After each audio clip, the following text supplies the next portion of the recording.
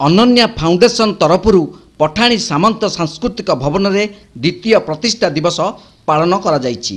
ଏହି କାର୍ଯ୍ୟକ୍ରମରେ ମୁଖ୍ୟ ଅତିଥି ଭାବେ ସମ୍ବାଦ ଗ୍ରୁପର କାର୍ଯ୍ୟନିର୍ବାହୀ ନିର୍ଦ୍ଦେଶିକା ତନୟା ପଟ୍ଟନାୟକ ଯୋଗ ଦେଇଥିବା ବେଳେ ମୁଖ୍ୟ ବକ୍ତା ଭାବେ ଓଡ଼ିଶା ସାହିତ୍ୟ ଏକାଡେମୀର ସଦସ୍ୟ ତଥା ଇଟାମାଟି ଶିକ୍ଷା ଓ ବୈଷୟିକ ମହାବିଦ୍ୟାଳୟର ଅଧ୍ୟାପକ ଅଶୋକ କୁମାର ନାୟକ ଯୋଗ ଦେଇଥିଲେ।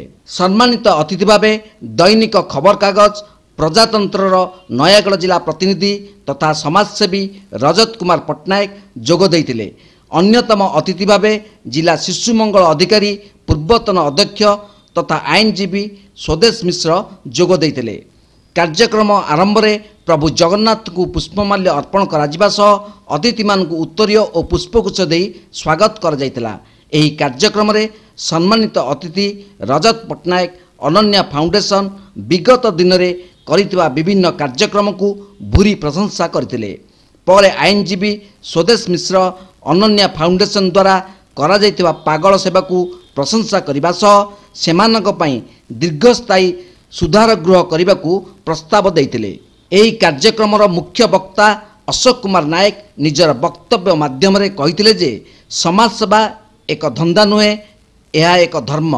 ସମାଜସେବା ଜୀବିକା ନୁହେଁ, ଏହା ଜୀବନ। କାର୍ଯ୍ୟକ୍ରମର ମୁଖ୍ୟ ଅତିଥି ତଥା ସମ୍ବାଦ ଗ୍ରୁପର କାର୍ଯ୍ୟନିର୍ବାହୀ ନିର୍ଦ୍ଦେଶିକା ନିଜର ବକ୍ତବ୍ୟ ମାଧ୍ୟମରେ ସମାଜସେବୀଙ୍କ ସମାଜରେ ଭୂମିକା ଉପରେ ଆଲୋକପାତ କରିଥିଲେ।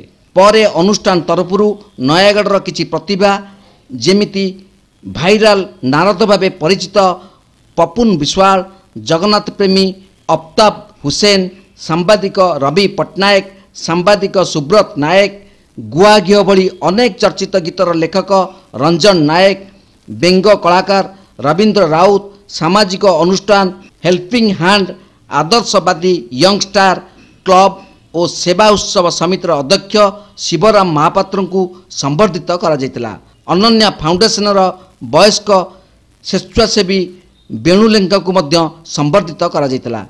ଏହି କାର୍ଯ୍ୟକ୍ରମ ଅନୁଷ୍ଠାନ ତରଫରୁ ଆଶୁତୋଷ ଦାସ ମଞ୍ଚ ପରିଚାଳନା କରିଥିଲେ। ଅନୁଷ୍ଠାନର ସମସ୍ତ ସକ୍ରିୟ ସଦସ୍ୟଙ୍କ ସହଯୋଗ ଯୋଗୁଁ କାର୍ଯ୍ୟକ୍ରମଟି ସଫଳ ହେଲା ବୋଲି ଅନୁଷ୍ଠାନ ତରଫରୁ ସୂଚନା ଦିଆଯାଇଛି। ନୟାଗଡ଼ରୁ ରାମକୃଷ୍ଣ ରଥଙ୍କ ରିପୋର୍ଟ, ତୀର୍ଥକ୍ଷେତ୍ର ଲାଇଭ୍।